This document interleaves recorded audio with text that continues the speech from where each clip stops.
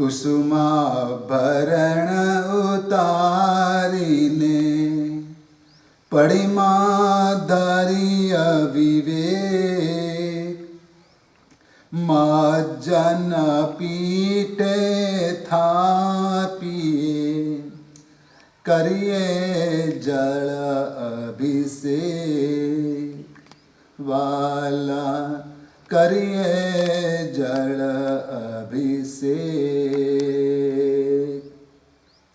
जब इस अवसर पिणी के प्रारंभ में कोई राजा नहीं था और समाज के अंदर अन्याय बढ़ रहा था, तब युगलिकों ने नाभि कुलकर के पास जाकर बोला, हमें न्याय दो। नाभि कुलकर ने बताया कि न्याय तो राजा देता है और आपके लिए एक राजा होना चाहिए। तो प्रभु हमें वैसा राजा दो जो हमें न्याय दे। तब नाभि कुलकर ने बताया कि आपका राजा तो ऋषभ होगा और राजा के ऊपर राज्याभिषेक करना होता है और वह प्रधान, मंत्री, कोषाध्यक्ष, कोतवाल आदि का पद के ऊपर किसी को नियुक्त करता है और राज्य व्यवस्था संभालता है। भगवान ऋषभदेव की राज्याभिषेक की सूचना अवधि ज्ञान से इंद्र महाराज को प्राप्त हुई। उसको समझ में आया कि अवधि ज्ञान से कि भगवान ऋषभदेव परमात्मा का राज्याभिषेक करने का अवसर आया है और प्रथम तीर्थंकर का राज्याभिषेक करना इंद्र का कर्तव्य होता है और इसलिए इंद्र महाराज राज्याभिषेक करने के लिए आए। इस वक्त जो युगलिक लोग थे वो भगवान को राज्याभिषेक करने के लिए पानी लेने के लिए गए थे कुछ सरोवर के पास। जब तक वो सरोवर के पास गए, कुछ साधन बनाया पत्तों से पानी लेने के लिए और लेकर आ रहे थे। उस वक्त इंद्र महाराज आए और इंद्र महाराज ने भगवान ऋषभदेव को सिंहासन पर विराजमान किया, राज्याभिषेक किया और गहने अच्छे वस्त्र से सुशोभित किया, जैसे कोई एक राजा बैठा है। जब ये लोग राज्याभिषेक के लिए पानी लेकर आए तो ऋषभ कुमार को सिंहासन पर बैठे हुए देखे। इतने सज-धज के बैठे हैं, इतने अच्छे दिख रहे हैं, तो उसके ऊपर पानी कैसे डाला जाए। इसलिए वह लोगों ने राजा ऋषभ के ऊपर सर से नीचे तक पानी डालने के बजाय सिर्फ अंगूठे के ऊपर पानी डालकर अभिषेक किया। यह दृश्य इंद्र महाराज ने देखा और वह प्रसन्न हो गए कि वाह, ये कैसे भोले लोग हैं और कितने समझदार भी है कि उन्होंने सर के ऊपर से पानी का अभिषेक नहीं किया, लेकिन सज-धज कर बैठे इसलिए अंगूठे के ऊपर से प्रक्षालन कर दिया। कितने विवेकी लोग हैं, कितने विनयी है। और इंद्र महाराज ने प्रसन्न होकर ये लोगों के लिए निवास करने के लिए एक नगरी बनाई और नगरी का नाम दिया विनीता नगरी। स्नात्र पूजा के अंदर ये जो पंक्ति मैंने बताई, जो मैं बोला, कुसुमा भरण उतारिने पड़िमा धरिय विवेक, यानी कि जब भगवान का प्रक्षालन करना है, जन्माभिषेक करना है, तो अगले दिन के जो पुष्प वगैरह भगवान के ऊपर चढ़े हुए हैं वो संभाल कर उतार लेना है। या तो अभिषेक से पूर्व किसी ने प्रक्षाल कर लिया है, पूजा कर ली और पुष्प चढ़ाए हैं, तो वो पुष्प संभाल कर उतार लेना है। यदि किसी ने आंगी की हुई है और आंगी वाले प्रभु जी के ऊपर आपको जन्माभिषेक करना है, स्नातक महोत्सव करना है, तो आंगी संभल कर उतार लेना चाहिए। कुसुमा भरण उतारिने, किसी ने मुकुट पहना है भगवान को, किसी ने गहने पहनाए भगवान को और सज धज कर भगवान बैठे, तो आप डायरेक्ट अभिषेक करने लगोगे क्या? नहीं, वह सब संभाल कर उतार लेना है और उतारने के बाद आपको अभिषेक की प्रक्रिया करना है। लेकिन उस वक्त आपको ध्यान रखना है, आप में विवेक होना चाहिए। क्या होना चाहिए? विवेक होना चाहिए।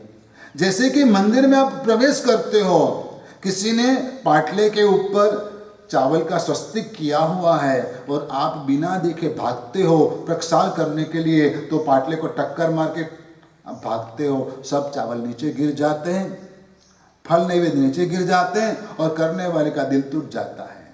आप में विवेक होना चाहिए। यदि कोई भगवान की पूजा कर रहा है तो उस वक्त आपको भी पूजा करनी है, तो आप खड़े रहिए। लेकिन वो पूजा यूं कर रहा है तो आप ऐसे मत पूजा करना, अंदर हाथ डाल के बीच में। ये विवेक नहीं, ये अविवेक है। जब कोई भगवान को प्रक्षाल कर रहा है तो आप भी प्रक्षाल करने की कोशिश मत करना, आराम से उसको करने देना। आपका कलश उनके कलश से टकराना तो नहीं चाहिए कम से कम। गर्भगृह में प्रवेश करते वक्त तो आपको ध्यान रखना है कि आप किसी के साथ टकराओ मत। किसी के हाथ में रही हुई केसर की कटोरी गिर जाती है, सब केसर नीचे रेलम रेल हो जाता है, गलत है, क्योंकि यह आपका अविवेक है। वीर विजय जी महाराज ऐसा कहते हैं, जो विवेकवान होते हैं वह देव जैसे होते हैं। देवन भूले विवेक, पूजा की ढाल में बताया वीर विजय जी महाराज ने कि देवन भूले विवेक। देव कभी भी विवेक भूलते नहीं है। आपको भी भगवान की पूजा करने के वक्त विवेक भूलना नहीं है। मैं बताऊं आपको कि जब आप मंदिर में जाते हो और आपको दीपक पूजा करनी होती है तो आप हर वक्त नया दीपक जलाते हो क्या? कि मंदिर में जो दीपक है वो दीपक लेकर आप फेरते हो और दीपक पूजा कर लेते हो। तो फिर धूप पूजा करने के समय आप हर वक्त नया धूप क्यों जलाते हो, जबकि धूपदानी में धूप तो पड़ा ही है?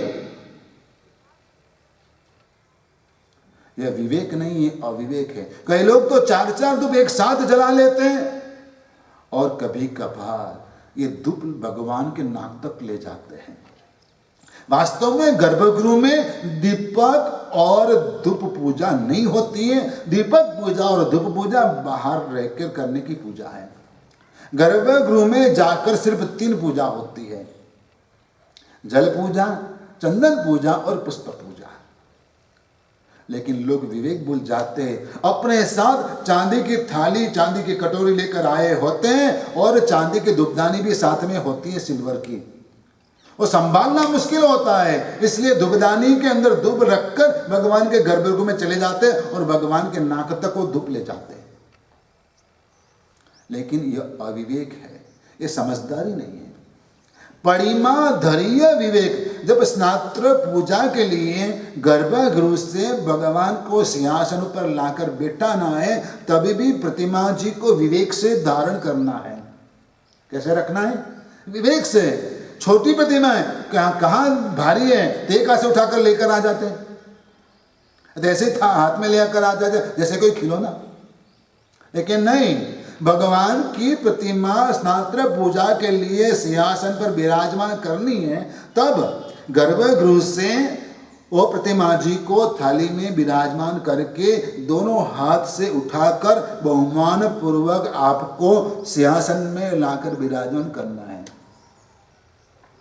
यदि आपके घर के अंदर छोटा नन्हा सा बच्चा है जिसको पैदा हुए 2 महीने भी नहीं हुए, क्या कोई मां बच्चे को एक हाथ से उठाएगी? कोई भी व्यक्ति बच्चे को एक हाथ से नहीं उठाएंगे। छोटा बच्चा भले ही उसका कोई ज्यादा वेट ना हो, फिर भी 2 हाथ से उठा दे, क्योंकि उसको संभालना है। वैसे भगवान की प्रतिमा को लाना है, भगवान को लाना है गर्भगृह से सिंहासन तक, तब थाली में विराजमान करके 2 हाथों में लाना है और भगवान को इसके बाद विराजमान करना है। परिमा धरिय विवेक, मज्जन पीठे थापिए, मज्जन पीठे थापिए, पीठिका के ऊपर विराजमान करना है, जहां भगवान का प्रमार्जन करना है, मर्जन करना है, मार्जन करना है। क्या करना है? मार्जन करना है, यानी कि विलेपन करना है। वो भूमिका है, वो जो पीठिका है, वो पीठिका के ऊपर भगवान को स्थापित करना चाहिए। कई लोग भगवान को डायरेक्ट सिंहासन में बिठा देते हैं, लेकिन डायरेक्ट सिंहासन में नहीं बिठाना चाहिए। सिंहासन के अंदर भी थाली होनी चाहिए और थाली में विराजमान करने चाहिए। भगवान की बैठने की पीठिका होनी चाहिए और इसके ऊपर भगवान को स्थापित करना चाहिए। यह विवेक है। आप घर में नीचे बैठ सकते हो, लेकिन किसी के ऑफिस में जाते हो कभी नीचे नहीं बैठते, हाँ तो कुर्सी के ऊपर बैठेंगे। आप घर में अपने आप बैठते हो, खड़े हो जाते हो, लेकिन किसी के यहाँ जाते हो तो जब तक वो नहीं कहता है बैठो तब तक आप बैठते नहीं। यह आपका एक सेंस है। उस रीप से भगवान को बिठाना है तो उसके लिए भी आपको सेंस रखनी चाहिए, विवेक रखना चाहिए। आजकल स्नात्र पूजा कई लोग 10 मिनट में पूरी कर देते, लेकिन यह स्नात्र पूजा में भाव नहीं आते। यदि भाव से स्नात्र पूजा करनी है तो आपको आराम से भक्ति भाव से पाठ बोलना चाहिए। जल्दबाजी में कोई काम की मजा नहीं आती। जल्दबाजी करके बनाई गई रसोई में टेस्ट नहीं होता। जल्दबाजी में गिने गई नोटों में गलती होना संभव है। ठीक वैसे जल्दबाजी में पढ़ाई गई स्नात्र पूजा में कोई भाव नहीं आता, कोई पुण्य पैदा नहीं होता। विशेष रूप से भावे भावना भाविये, भावे दीजे दान, भावे जिनवर पूजिए, भावे जिनवर पूजिए। भावों के साथ भगवान को पूजना है, मात्र भाव से नहीं, भावों के साथ, भावों को साथ में रखकर भगवान को पूजना है, भगवान की पूजा करनी है। और अच्छे द्रव्य से, अच्छे रीतिवाद से, अच्छे मैनर्स से भाव ज्यादा पैदा होते हैं, भाव ज्यादा पैदा होते हैं। और इसीलिए भगवान के प्रति भक्ति यदि प्रकट करना है तो यह विवेक होना चाहिए। मज्जन पीठे थापिए, करिए जल अभिषेक। इसके बाद भगवान के दाहिने अंगूठे के ऊपर पक्षाल अभिषेक करना है। स्नात्र पूजा का प्रारंभ होता है, ऐसे स्नात्र पूजा का प्रारंभ होता है। आप सोचो, जब इंद्र महाराज खुद स्वयं भगवान को लेकर मेरु पर्वत पर जाते हैं, यह अधिकार सभी इंद्रों को नहीं होता है, यह अधिकार सभी इंद्रों के पास नहीं होता है। लेकिन प्रथम देवलोक के इंद्र सौधर्मेंद्र जो है, उसका यह अधिकार होता है कि प्रभु को मेरु पर्वत तक लेकर आना। नहीं तो मैं ले जाऊं, वो कहेगा मैं ले जाऊं, भगवान को मैं लेने के लिए जाऊं, नहीं। सिर्फ अधिकार एक में वो पहले देवलोक इंद्र सौधर्मेंद्र का अधिकार है कि वह भगवान को माता के पास से लेकर मेरु पर्वत तक जाता है। और उसका ही अधिकार है कि भगवान को गोदी में लेकर वो बैठता है। पूरे अभिषेक तक भगवान को गोदी में लेकर कौन बैठता है? यह किसका अधिकार है? तो एक में सौधर्मेंद्र का अधिकार है कि जो भगवान को लेने के लिए जाते हैं, भगवान को लेकर आते हैं और खुद भगवान को गोदी में लेकर बैठते हैं अभिषेक के लिए। कितना यह भव्य दृश्य होगा, कितना अद्भुत यह दृश्य होगा कि जब मेरु पर्वत के ऊपर करोड़ों देवी देवता है, मनुष्य कोई नहीं है। बाकी सब कल्याणों के अवसर देव होते हैं, देव नहीं भी होते हैं। बाद में देव आते हैं केवल कल्याण के अवसर पर, निर्वाण कल्याण के अवसर पर बाद में आते हैं, दीक्षा कल्याण के अवसर पर उपस्थित होते हैं, चवन कल्याण के बाद में आते हैं। लेकिन वहां मनुष्य भी होते हैं, पर जन्म महोत्सव जो हो रहा है, जन्माभिषेक हो रहा है, वहां पर कोई भी मनुष्य नहीं है, ओनली देव देवी। मनुष्य यदि है तो स्वयं भगवान खुद है, बाल परमात्मा है और कोई नहीं है। एक मेव परमात्मा ही मनुष्य के रूप में है, मनुष्य देहधारी है, बाकी सब देहधारी है। कैसे? देवों का देह धारण करने वाले देव हैं, बाकी कोई नहीं होता है, मनुष्य मात्र परमात्मा होते हैं और कोई नहीं होता। वैसे भगवान को इंद्र महाराजा मेरु पर्वत के ऊपर लेकर बैठे हैं और आप सोचो कितना अद्भुत दृश्य होगा। करोड़ों देवी देवता हाथ में कलश लेकर खड़े हैं। जिन जन्म समय मेरु सिंहरे रायण कणाय कलशे हैं, जिना जन्म समय मेरु सिंहरे रायण कणाय कलशे हैं, देवासुरिम नव्यो ते धन्ना जेहिम दिठोसी। कि भगवान के जन्म समय के अवसर मेरु शिखर पर सुवर्ण कलश, रजत कलश, रत्न कलश आदि कलशों से देवों ने भगवान को स्नान करवाया, अभिषेक किया भगवान के ऊपर। लेकिन कहते हैं वीरविजय जी महाराज, जिसने यह दृश्य देखा होगा वह धन्य है। ते धन्ना जेहिम डिठोसी, ते धन्ना जेहिम डिठोसी। ये दृश्य जिसने देखा होगा वह धन्य है, वह कृतपुण्य है। जे जन्म समय मेरुगिरि ने स्वर्ण रंगी टोच पर लई जई तमोने देवने दानव गणो भावे सबन। करोड़ों कनक कलशो वड़े करता महा अभिषेक ने, त्यारे तमोने जय मणे जोया हसे ते धन्य छे। त्यारे तमोने जय मणे जोया हसे ते धन्य छे। उस वक्त आपको जिसने देखा होगा वह धन्य है। उस वक्त हे परमात्मा आपको जिसने देखा होगा, जो करोड़ों देवी देवता थे जिन्होंने दृश्य देखा वह सब धन्य है। भगवान के ऐसे अवसर को याद करके अनुमोदना करना वह भी पुण्य बंध का कारण है।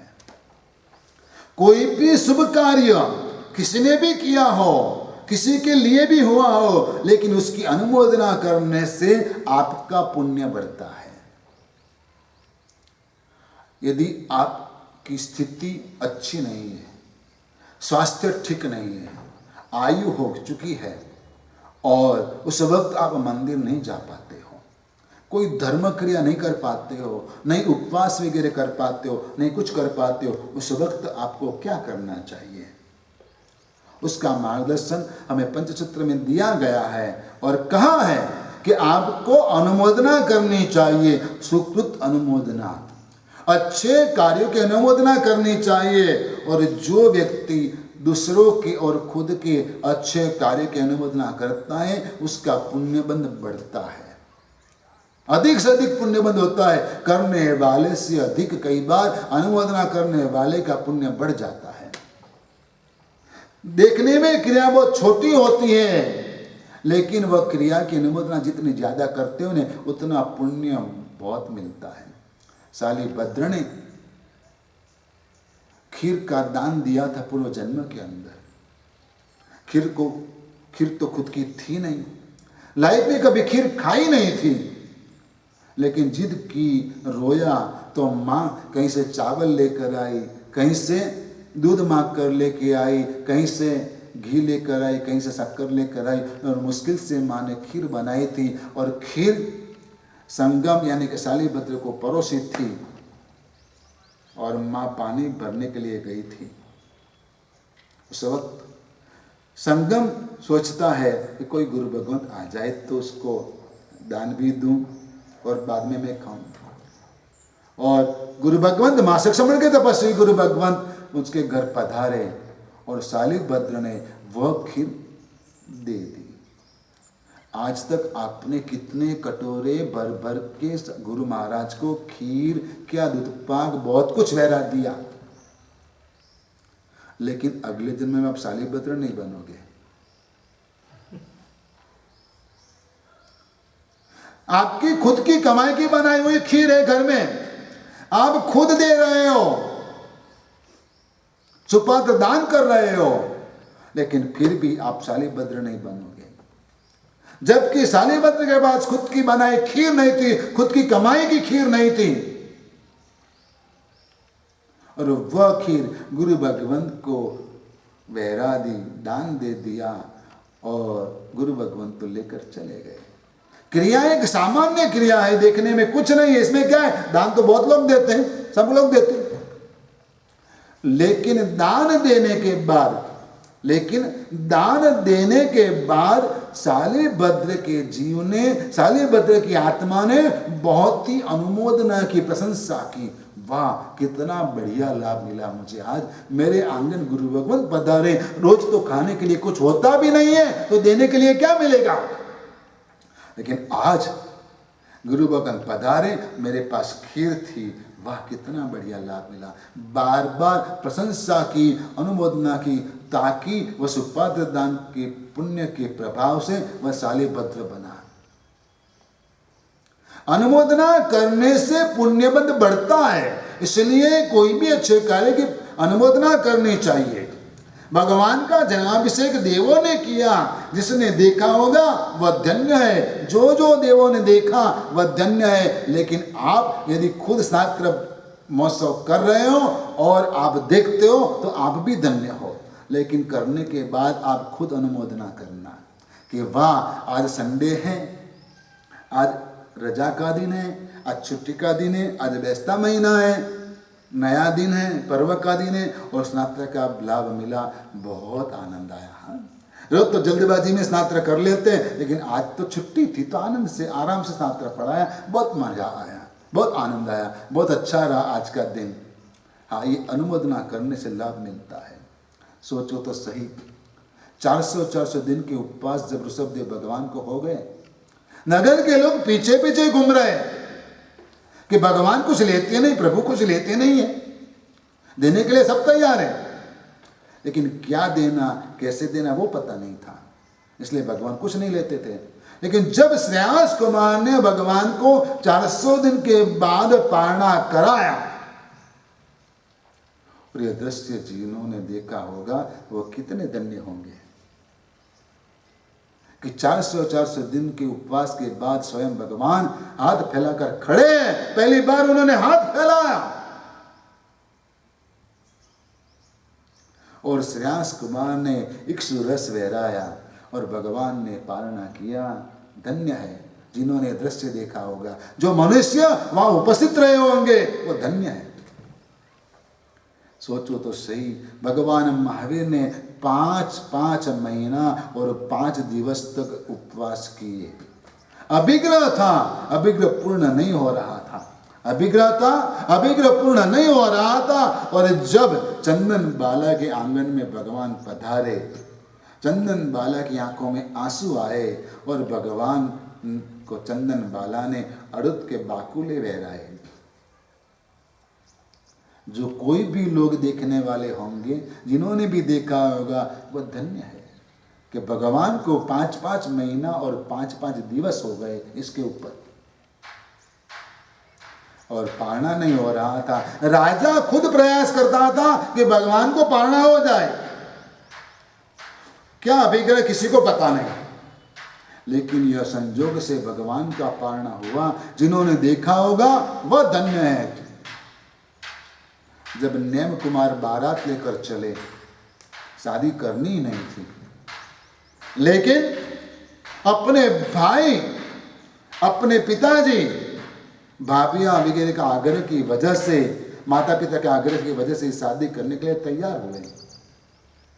राजुल के साथ शादी करना तय हुआ। जान लेकर चले। लेकिन मन के अंदर कितनी करुणा होगी मेरे भगवान के अंदर, मने भगवान में दिल के अंदर कितनी करुणा होगी कि कोई भी जीव की हिंसा मेरी वजह से नहीं होनी चाहिए, मेरे निमित्त नहीं होनी चाहिए। यदि आप जैन हो, आपके परिवार के अंदर यदि शादी ब्याह का प्रसंग है तो कम से कम मौन एकादशी, चौमासी, चौदस, आठम और पंचमी के दिन कोई भी फंक्शन मत रखना। यदि आप जैन हो तो आपको यह ध्यान रखना चाहिए कि आपके बेटे बेटी की शादी ब्याह में कोई रात्रि भोजन ना करे। आप रोज रात्रि भोजन का त्याग नहीं कर पाते हो, लेकिन ऐसे दिनों में रात्रि भोजन करना और कराना, इससे बड़ा पाप कोई नहीं है। और इसलिए जैनियों को समझना चाहिए कि ऐसे निमित्त में, ऐसे समय के अंदर हमें पाप से बचना चाहिए।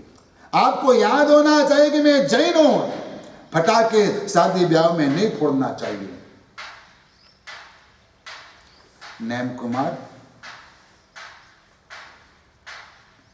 जान लेकर चले और जहां पशुओं की पुकार सुनी, दिल के अंदर वैराग्य का विस्फोट हुआ। दिल के अंदर वैराग्य का विस्फोट हुआ और सारथी को बोला, रथ मोड़ ले, वापस ले लो, मुझे शादी नहीं करनी, मुझे ब्याह नहीं करना, मुझे मंजूर नहीं। यदि इतनी जीवों की हिंसा होती है तो ऐसा संसार मुझे नहीं चाहिए। यह दृश्य जिसने देखा होगा वह भी धन्य है। त्यारे तमोने जे मणे जोया हसे थे धन्य छे। उस वक्त आपको जिसने देखा होगा वह धन्य है। शास्त्र पूजा का यह महोत्सव जिसने देखा होगा वह धन्य है। यदि कोई शास्त्र महोत्सव का स्टेज प्रोग्राम होता है, जो माता पिता बनते हैं उसके मन में कैसे भाव पैदा होते हैं, जैसे खुद का बेटा हो। जब प्रियमदा दासी आती है बधाई देने के लिए तो कैसे झूमकर नाचती हुई आती है और बधाई देती है, जैसे लगता है कि सच में यह प्रसंग घटित हो रहा है, ये घटना बन रही है, हो रही है। तो वैसे परमात्मा का शास्त्र महोत्सव करने के समय आपके मन के अंदर और कोई विचार नहीं होने चाहिए। सिर्फ मात्र भगवान का अभिषेक के ही विचार आपके मन में होने चाहिए और तब जाके आपके पुण्य बढ़ते हैं।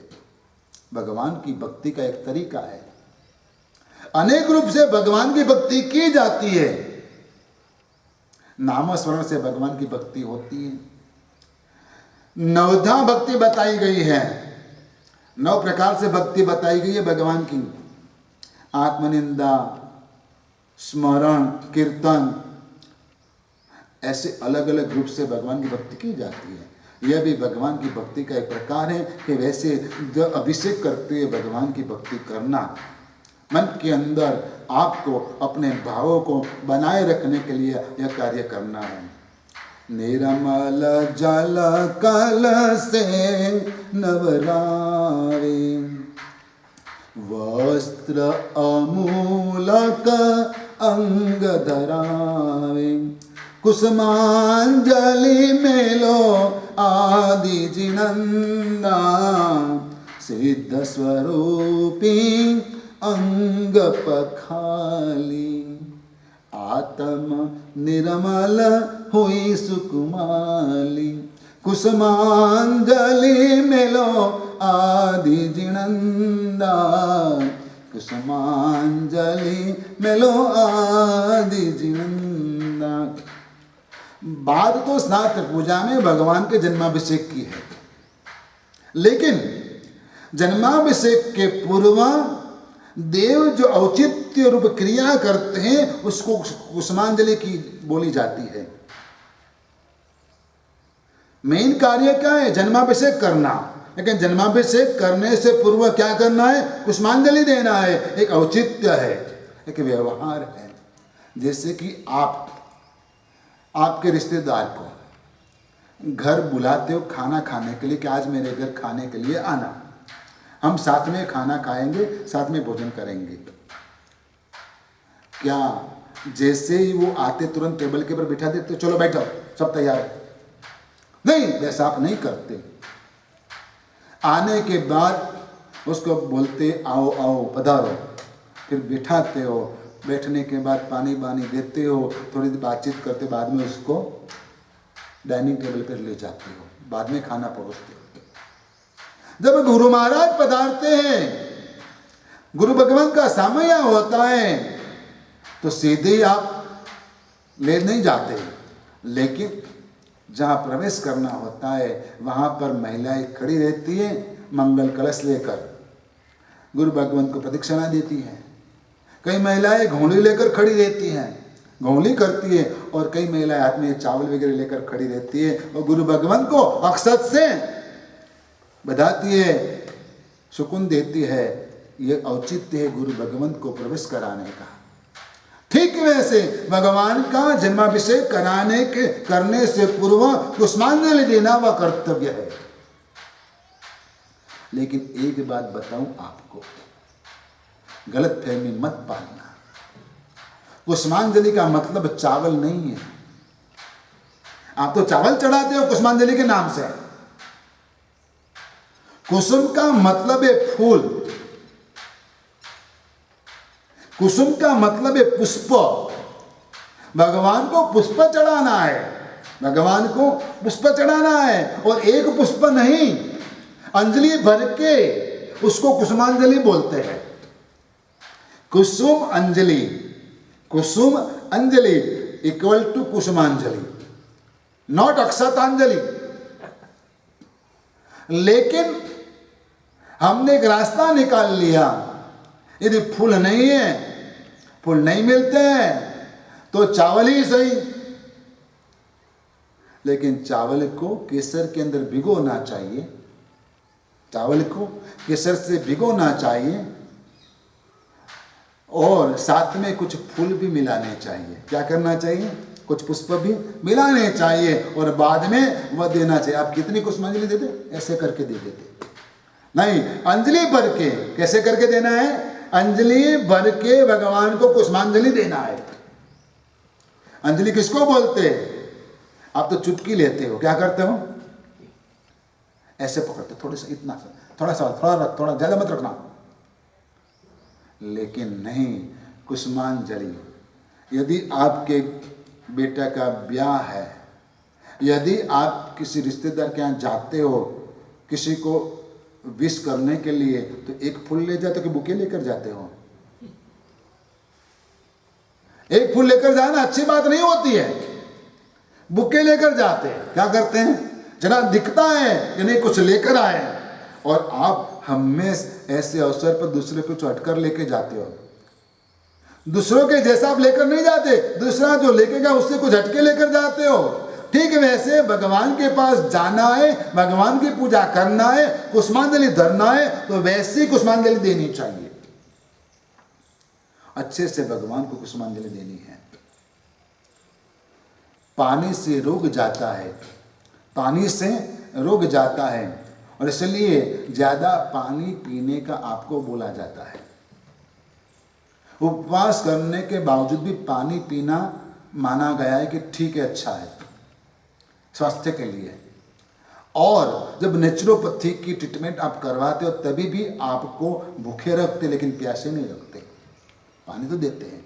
तो पानी से रोग जाता है, और ये पुष्प से शोक जाता है। क्यों? कि पुष्प तो प्यार का प्रतीक है, प्रेम है, भक्ति है, और इसलिए यह फूल जो है ना, वह फूल भगवान को चढ़ाने हैं, उससे कुसुमांजलि देना है भगवान को। और स्नात्र पूजा के प्रारंभ में कुल मिला के 7 कुसुमांजलि आती है। कितनी आती है? 7 कुसुमांजलि आती है। मैंने सर्वप्रथम कुसुमांजलि का दोहा बोला, कुसुमांजलि मेलो आदि जिनंदा। बाद में आएगा कुसुमांजलि मेलो शांति जिनंदा। इसके बाद आएगा कुसुमांजलि मेलो नेमी जिनंदा। इसके बाद आएगा कुसुमांजलि मेलो पार्श्व जिनंदा। इसके बाद आएगा कुसुमांजलि मेलो वीर जिनंदा। इसके बाद दो बाकी रही, कुसुमांजलि मेलो 24 जिनंदा और इसके बाद कुसुमांजलि मेलो सर्व जिनंदा। ऐसे 7 कुसुमांजलि का प्रावधान होता है। इसके बाद जन्माभिषेक का कार्य होता है। 7 कुसुमांजलि देना है। क्यों? ऋषभदेव भगवान क्यों, आदिनाथ क्यों, अजितनाथ को क्यों नहीं देना? कुसुमांजलि चढ़ाना क्यों नहीं आदिनाथ को ही, अजितनाथ को क्यों नहीं? वो तीर्थंकर नहीं क्या? उसका नाम क्यों ले, उसका नाम क्यों नहीं लेते हो? शांतिनाथ को ही क्यों, कुंतनाथ अरनाथ को क्यों नहीं? नेमिनाथ को क्यों, नमीनाथ को क्यों नहीं? पार्श्वनाथ और महावीर स्वामी को ही क्यों? मल्लीनाथ मुनीश्वरत क्यों नहीं? हाँ, कुछ भी बातें हो उसके पीछे कुछ राज होता है। आपको पूछना चाहिए गुरु भगवंतों को कि इसके पीछे राज क्या है, ऐसा क्यों है? तो ऋषभदेव परमात्मा आदिनाथ भगवान हमारे इस अवसर पर निकाल के इस 24 के सर्वप्रथम तीर्थंकर हैं। उसके लिए उसको पहली कुसुमांजलि दी जाती है। कुसुमांजलि मेलो आदि जिनंदा, कुसुमांजलि मेलो आदि जिनंदा। और एक बड़ी बात कि ऋषभदेव भगवान का आयुष्य 84 लाख पूर्व था। तो 24 तीर्थंकरों में अधिक से अधिक आयु वाले कोई भी थे तो ऋषभदेव भगवान थे। और इसलिए कुसुमांजलि मेलो आदि जिनंदा। क्या आपको दीर्घायु पसंद नहीं? कौन मरना चाहता है? भले कितना ही बोलो। यदि किसी को डिप्रेशन हो जाता है, परेशान हो जाता है, सुसाइड करना चाहता है, कर भी लेता है, लेकिन आखिरकार चिल्लाता है बचाओ बचाओ बचाओ। क्यों? मरना किसी को पसंद नहीं है। सबको लंबी आयु पसंद है। तो किसी की आयु तोड़ना आपका कोई अधिकार नहीं है। किसी की आयु खत्म करना आपका कोई अधिकार नहीं है।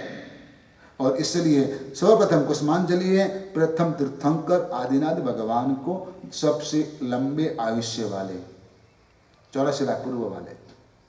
इसके बाद सीधे आओ शांतिनाथ भगवान की कुसुमांजलि।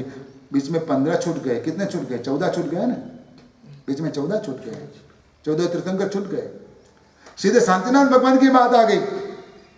और देखो शत्रुंजय गिरिराज के ऊपर भले मूलनायक आदिनाथ दादा है, लेकिन पर्वत के ऊपर पहुंचते सबसे पहले चैत्यवंदन तो शांतिनाथ का करना पड़ता है।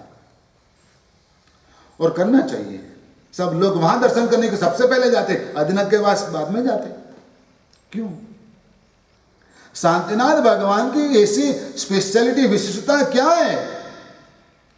क्या रहस्य है, क्या राज है कि वो सीधे उनको ही चैत्यवंदन करना, बाद में आदिनाथ भगवान को? क्यों रिटर्न में शांतिनाथ को नहीं कर सकते थे? वापस लौटते समय नहीं करना चाहिए? आदिनाथ के लिए जा रहे थे कि शांतिनाथ के लिए जा रहे थे आप? शत्रुंजय गिरिराज के ऊपर चढ़े क्यों आप? आदिनाथ के लिए कि शांतिनाथ के लिए? सीधे बात है कि आप आदिनाथ के लिए ही चढ़े, लेकिन चैतन्य पहले किसको करते हो? शांतिनाथ के समय उसके समक्ष करते ना। मुझे तो ऐसा लगता है कि आदिनाथ के पास पहला करना चाहिए, बाद में शांतिनाथ के पास करना चाहिए। लेकिन नहीं, ऐसा विधान नहीं है। विधान यह है कि पहले शांतिनाथ के पास चैतन्य करना, बाद में अंदर जाना, बाद में प्रवेश करना। शांतिनाथ भगवान के 12 भव हुए। कितने भव हुए? 12 भव हुए। और 12 भव में से एक भी भव डल नहीं है। हल्की तरह का दुख वाला, दर्द वाला कोई जन्म नहीं उनका। 12 के 12 जन्म उनके एक से बढ़कर एक है। सब जगह, सभी जन्मों में उसकी आत्मा ने प्रगति की है। कहीं भी गिरावट नहीं आई, गिरे नहीं। और इसलिए शांतिनाथ भगवान की कुसुमांजलि, कुसुमांजलि में लो शांति जिनंदा। और एक बात कि जब ऋषभदेव भगवान की आयु की बात हम कर रहे थे तो 84 लाख पूर्व की बात थी, लेकिन अब जो शांतिनाथ भगवान की आयु की बात आई ने तो वहीं से लाख वर्ष की बात शुरू हुई। कितनी आयु शुरू हुई? उसके पहले वाले तीर्थंकरों में पूर्वों की बात थी। शांतिनाथ से क्या हुआ? लाख वर्ष में आयुष्य की गिनती शुरू हो गई, पूर्व निकल गए। और इसके बाद आता है नेमिनाथ भगवान को कुसुमांजलि देना होता है। कुसुमांजलि में लो नेमि जिणंदान। नेमिनाथ भगवान ब्रह्मचारी थे और इसलिए नेमिनाथ भगवान की कुसुमांजलि दी जाती है। और एक बात कि लाख वर्ष की आयुष्य के सामने अब नेमिनाथ भगवान से आयु 1000 वर्ष में आ गई गिनती में। क्या हुआ? 1000 साल के अंदर की आ गई। कैसे आई? 1000 साल के अंदर की आ गई। आयु की मर्यादा कम होती गई। अवसर काल में गिरावट आई आयु के दौर में। भले ही आज हम गिनते हैं, मानते कि हमारी आयु अंदाजन 70 वर्ष है, 70 ईयर्स, लेकिन वास्तव में आज क्या हो रहा है कि छोटे बच्चे जल्दी से मैच्योर हो रहे हैं। ठीक है, दवाई के आधार पर लोग जी लेते हैं, लेकिन जैसे मुर्दा जीत पड़ा है वैसे जीते हैं। लंबी आयु से क्या मतलब है यदि धर्म आराधन नहीं कर पाए तो। और नेमिनाथ भगवान के बाद पार्श्वनाथ भगवान की कुसुमांजलि होती है। कुसुमांजलि में लो पार्श्व जिनंदा। कुसुमांजलि में लो पार्श्व जिनंदा, यानी कि पार्श्वनाथ भगवान को हमें कुसुमांजलि देनी है। और यह कुसुमांजलि पार्श्वनाथ भगवान को देने के कारण यह है कि भगवान पार्श्वनाथ की आयु 100 में आ गई, 1000 में से। कहाँ तक आ गई? 100 साल की आयु थी पार्श्वनाथ भगवान की। और पार्श्वनाथ भगवान पुरुषादानीय थे। कैसे थे? पुरुषादानीय, यानी कि आज चाहे शासन महावीर परमात्मा का, लेकिन नाम और मंदिर तीर्थ सबसे ज्यादा किसके? पार्श्वनाथ भगवान के। पुरुषादानीय पार्श्वनाथ। लोग शक्ति कुंड, पावापुरी कम जाते, लेकिन शंखेश्वर कितने जाते? बहुत लोग जाते हैं। ये भगवान पार्श्वनाथ पुरुषादानीय थे। और पार्श्वनाथ भगवान पुरुषादानीय कहलाए, उसके पीछे का राज क्या है? शासन बहुत कम साल का, पार्श्वनाथ भगवान का शासन सिर्फ 250 साल का। कितना? महावीर भगवान का शासन 21,000 साल तक चलने वाला है, चलेगा। और पार्श्वनाथ भगवान का शासन सिर्फ 250 साल का। बहुत कम से कम शासन काल पार्श्वनाथ भगवान का, लेकिन नाम, तीर्थ, यश वगैरह देखो तो पार्श्वनाथ भगवान का सबसे ज्यादा। क्यों? क्या वजह थी? वजह यह थी कि पार्श्वनाथ परमात्मा पूर्व जन्म में देव थे, और देव के जन्म के अंदर, देव गति के अंदर भगवान पार्श्वनाथ ने 500 कल्याणकों की उजवनी के अंदर उस कृत्य में, आराधना में उत्साह अग्रसर होकर लाभ लिया था, भाग लिया था, आगे बढ़ के लाभ लिया था। सब कार्य में आगे रहते थे। कल्याणकों की मनाने के लिए वो आगे रहते थे। 500 कल्याणक उन्होंने मनाए, आगे बढ़ के सब में हिस्सा लिया। और इस वजह से उस पार्श्वनाथ परमात्मा की आत्मा कितना पुण्य बढ़ा। पुरुषादन्य कहलाए, उसको आदि नाम कर्म कहते हैं। आपकी बात कोई मानता नहीं है, घर में भी आपकी नहीं चलती, मुझे पता है। सच बोलो, घर में किसकी चलती है? आपकी चलती है, आपकी बीबी की चलती है। बाहर चाहे कितने भी आप शेर बनकर घूमो, लेकिन घर में बीबी के सामने आप बें हो जाते हो। एक बार अकबर बादशाह जल्दी तैयार होकर दरबार में आकर बैठ गए थे। दरबारी एक के बाद एक आ रहे थे। दरबार का समय हो गया, दरबार का समय हो गया, लेकिन बीरबल नहीं आया। बीरबल को आने में देरी हो गई, बीरबल को आने में देरी हो गई। तो बादशाह ने बीरबल को आते ही पूछा कि बीरबल क्यों आज देरी होगी। बीरबल ने बोला, बादशाह जनाब कुछ काम था घर पे, देरी हो गई। बादशाह समझ के बीरबल फंसा हुआ है। फिर बादशाह ने सबके बीच बीरबल को बेइज्जत करने के लिए, उसकी चुटकी लेने के लिए बोला, लेकिन क्या काम था बता तो सही। बादशाह जनाब कुछ काम था, घर का मामला है, होता है, लेकिन क्या था बता तो सही। बीरबल समझ के कि आज बादशाह जनाब मानने वाले नहीं है, इसलिए आखिर बीरबल को बताना पड़ा। बीरबल ने कहा, बादशाह जनाब घर पे आज बीबी से खिटपिट हो गई थी, वो रुठ गई थी, उसको मनाने में देरी हो गई। पूरी सभा खड़खड़ाहट हंसने लगी, खुलकर हंसने लगी। बादशाह जनाब बोले, बीरबल तेरे भी ये हाल, तो इतना बड़ा बुद्धिमान होकर ऐसा क्या बात करता है, ऐसा नहीं होता है सबके साथ। बीरबल कहता है कि बादशाह जनाब सबके हाल होते, फिक्र मत करो। नहीं, तेरे को बताना पड़ेगा, सबका ऐसा नहीं होता है। मैं कहता हूं बादशाह जनाब मान लो सच है कि सबके घर में ही हाल होते हैं। नहीं, मुझे बता। बीरबल ने बोला, एक सप्ताह का समय दीजिए, मैं आपको बताता हूं क्या होता है। और बीरबल ने दूसरे दिन पूरे नगर के अंदर, पूरे शहर के अंदर ढंढेरा पिटवाया और उद्घोषणा करवाई कि नेक्स्ट संडे को शाम को सभी मैरिड जेंट्स को ही नगर के बाहर मैदान में इकट्ठा होना है।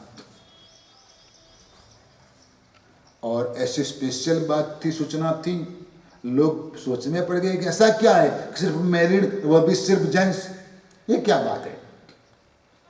तो सब समय से पहले पहुंच गए, इकट्ठे हो गए सब जेंट्स लोग।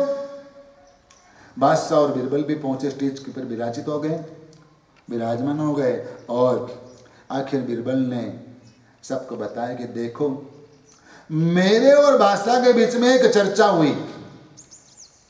मैं कहता हूं कि सबको बीबी का करना पड़ता है, मानना पड़ता है, चाहे कितना भी शेर बन के घूमता हो। बादशाह जनाब ऐसा कहते कि नहीं, ऐसा नहीं होता, सबके लिए ऐसा नहीं होता। तो मेरी आपसे सूचना है, मैं आपको निवेदन करता हूं कि जो व्यक्ति जो भी अपनी बीबी का कहा घर पे करता है, वह सब एक साइड पर आ जाइए। पूरा जल सैलाब धड़धड़ करके एक साइड पे हो गया, लेकिन एक मर्द का बच्चा खड़ा था। बादशाह ने बीरबल को बोला, बीरबल देख, एक तो मेरे पक्ष में है ना। बीरबल ने कहा, ए ऊपर। उसको ऊपर बुलाया, स्टेज के ऊपर, और पूछा, तू वहां क्यों खड़ा, सबके साथ क्यों नहीं गया। बादशाह जनाब माफ कीजिएगा, जब घर से निकला तब बीबी ने बोला था लोगों से दूर रहना। आखिर यही हाल है सबकी। आपके घर में कुछ नहीं चलती, कई लोगों की सोसाइटी में चलती है, घर में नहीं चलती है। कई लोगों की नगर में चलती है, नगर पालिका में चलती है, कई लोगों की विधानसभा में चलती है। कई लोगों की बात पूरा देश सुनता है, राष्ट्र सुनता है, और किसी की बात पूरी दुनिया सुनती है चौकन्ना होकर, ये व्यक्ति क्या बोल रहा है। और उसकी बात कोई लोग मानते भी है, मान लेते हैं। यह मानने के पीछे आपकी बात यदि कोई मानता है तो मान लो कि आपका आधे नाम कर्म जबरदस्त है, इसलिए आपकी बात कोई मान रहा है, आपको रिस्पेक्ट दे रहा है, आपकी बात कोई सुनता है, नहीं तो कोई नहीं सुनता। आपको वैसा यश नाम कर्म चाहिए, आदि नाम कर्म चाहिए, तो ऐसे प्रकृष्ट आदि नाम कर्म वाले प्रकृष्ट पुण्य प्रकृति वाले भगवान की भक्ति करनी चाहिए, स्नात्र पूजा करनी चाहिए। जो पार्श्वनाथ भगवान ने की थी, पूर्व जन्म में देवगति में रहकर 500 कल्याणक की आराधना की, 500 कल्याणक आनंद से मनाया, उत्साह से मनाया, तब जाके प्रसादानीय कहलाए। यदि आपको लगता है कि मेरी कोई नहीं सुनता तो रोना मत, भगवान का नाम स्मरण करना, स्नात्र पूजा करना, प्रतिदिन अभिषेक करना, कुसुमांजलि चढ़ाना। 5वीं कुसुमांजलि महावीर परमात्मा की। 5वीं कुसुमांजलि किसकी है? महावीर परमात्मा की है, क्योंकि वह हमारे डायरेक्ट कांटेक्ट में है। महावीर भगवान, हम उनके शासन में हैं, हमारे आसन उपकारी हैं, इसलिए भगवान महावीर को कुसुमांजलि 5वीं कुसुमांजलि दी जाती है। और आयु भी 100 के अंदर हो गया, 72 साल की आयु हो गई। क्या हो गया? वैसे मिलकर कुछ 5 कुसुमांजलि हुई। इसके बाद कुसुमांजलि में लो 24 जिनंदा, 24 तीर्थंकर परमात्मा को भी कुसुमांजलि। और आखिरकार कुसुमांजलि में लो सर्व जिनंदा, सभी तीर्थंकर परमात्माओं को कुसुमांजलि में अर्पण करता हूं। जावंती चैयाइन उड्डेय अहेय त्रियलोय। क्या बोलते हो कि जहीं भी ऊर्ध्वलोक में, अधोलोक में या स्वर्गलोक में, जहां भी है, तीनों लोक के अंदर, ऊर्ध्वलोक, अधोलोक और तिरछा लोक, तीनों लोक में जहां जहां भगवान की प्रतिमा है, वहां वहां मैं वंदन करता हूं। ताइम सम्मय वंदामि, सम्माइम ताइम वंदे ये संतो तत्व संताइम, सभी को वंदन करता हूं। मैं यहां हूं लेकिन हमारे भगवान को मैं वंदन करता हूं। सम्माइम ताइम वंदे ये संतो तत्व संताइम, मैं सभी को वंदन करता हूं। सभी तीर्थंकरों को प्रणाम किया जाता है, वंदन किया जाता है। सर्व तीर्थंकरों की बात आ जाती है। हमारे लिए कोई भी तीर्थंकर परमात्मा, कोई महान, कोई नहीं, कोई स्टेज होता अलग अलग, सबके एक समान होते हैं। वैसे इसलिए भगवान की कुसुमांजलि देना अति जरूरी है। बात है कुसुमांजलि पुष्प से देना। मेरी सूचना है आपको कि चावल कम करना, या तो चावल का यूज ही मत करना, सिर्फ पुष्प लाना आपकी शक्ति है। तो एक बार एक साथ ढेर सारे फूल ले आइए और भगवान को कुसुमांजलि करिए। अरहत महापूजन के अंदर 25 कुसुमांजलि दी जाती है। पूरा एक दिन का अनुष्ठान अरहत महापूजन में कुसुमांजलि का ही होता है। अलग अलग तरह के फूल लाना है। क्या करना है? सुरभि अखंड कुसुम ग्रही, सुरभि अखंड कुसुम ग्रही, पूजो गत संताप, सम जंतु भव्यज परे, करिए समकित छाप। फूल का, पुष्प का भाग्य तो देखो कि भगवान के अंग के ऊपर चढ़कर बैठता है। फूल कहां बैठता है? भगवान के सर के ऊपर चढ़कर बैठ जाता है। आप किसी को सर पे चढ़ाते हो क्या? लेकिन पुष्प का भाग्य देखो कि वह भगवान के अंग के ऊपर बैठ जाता है। कहते हैं शास्त्रकार भगवान कि फूल की जो आत्मा है वह भी भव्य होगी, तब जाके वो पुष्प पूजा में उपयोग में आता है, नहीं तो गुलकंद बन जाता है। या तो फिर कहीं पग के नीचे रौंग देते लोग। लेकिन कोई पुष्प ऐसा होता है कि जो भगवान की पूजा में उपयोग में आते हैं। फूल कैसे होते हैं? अलग अलग तरह के होते हैं। एक तरह के फूल मत लाना, सब तरह के फूल लाना भगवान की पूजा में। एक तरह के फूल नहीं लाना है, सभी तरह के फूल लाना है। पुष्प सरीखु यौवन हो जो इज तमन्ना मारे। पुष्प की आयु कम होती है, लेकिन जिसके पास पुष्प जाता है, जिसके जो भी कोई पुष्प के पास जाता है, सभी को वो दिन भर खुशबू देता है, सुगंध देता है। ठीक वैसा आपका जीवन होना चाहिए। पुष्प सरीखु यौवन मणजो एज तमन्ना मारे। मेरा जीवन फूल जैसा होना चाहिए। फूल कैसा होता है? पुष्प कैसा होता है? कोमल होता है। कैसा होता है? कोमल होता है। आप भी सभी जीवों के लिए कोमल बनो, आप भी सभी जीवों के लिए कोमल बनो। पुष्प निर्मल होता है, बेदाग होता है। आपका जीवन बेदाग हो, आपकी आत्मा निर्मल हो, निर्मल होनी चाहिए। और पुष्प सुगंधित होता है, आपका जीवन भी सद्गुणों की सुवास से सुगंधित हो। पुष्प पूजा करने के समय आपको यह सोचना है, पुष्प पूजा करने के समय आपको यह सोचना है कि मेरा जीवन पुष्प जैसा होना चाहिए, फूल जैसा होना चाहिए। महाराजा कुमारपाल ने भगवान की पूजा की थी। 5 कोड़ी ने फुलड़े पाम्या दे सड़ा। महाराजा कुमारपाल पूर्व जन्म के अंदर गरीब थे। कोई सेठ क्या नौकरी करने के लिए गए और वहां मुश्किल से नौकरी मिली। सेठ ने काम दिया कि तू रोज गार्डन में जाना और मेरे लिए फूल लेकर आना, और फूल लेकर भगवान के पास मैं मंदिर में जाता हूं, वहां तू मेरे साथ फूल लेकर चलना। प्रतिदिन का कार्य था। यह जीव, कुमारपाल का जीव जाता था, फूल लेकर आता था और सेठ के पीछे पीछे मंदिर में जाकर बैठता था। सेठ पूजा करते थे और ये देखता रहता था, बस इतना ही काम था। सेठ उसको खाना खिलाते थे, सब कुछ करते थे, फिर भी कुछ पैसे खर्च के लिए देते थे। एक बार इसको विचार आया कि रोज सेठ अपने फूल से पूजा करते, आज मैं मेरे पैसे से कुछ फूल लाकर देता हूं। इसने भी सोचा और कुमारपाल की आत्मा ने कुछ बचे थे पैसे, उससे फूल खरीदे, ज्यादा एक्स्ट्रा फूल लिए और सेठ के फूल के अंदर मिला दिए और फूल पूजा हो रही है। मंदिर वो गया है, सेठ पूजा कर रहे हैं, भगवान की आंगी हो रही है। क्या हो रहा है?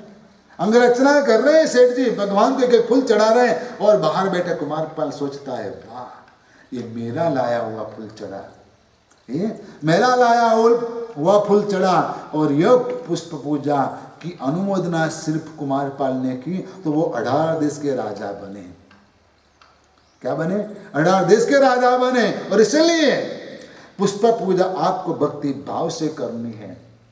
संसार में कहते हैं यदि आपकी बेटी को सुखी और संपन्न और गुणवान ससुराल मिला है तो लोग मानते हैं कि उसने 5 उंगली से भगवान को पूजा है।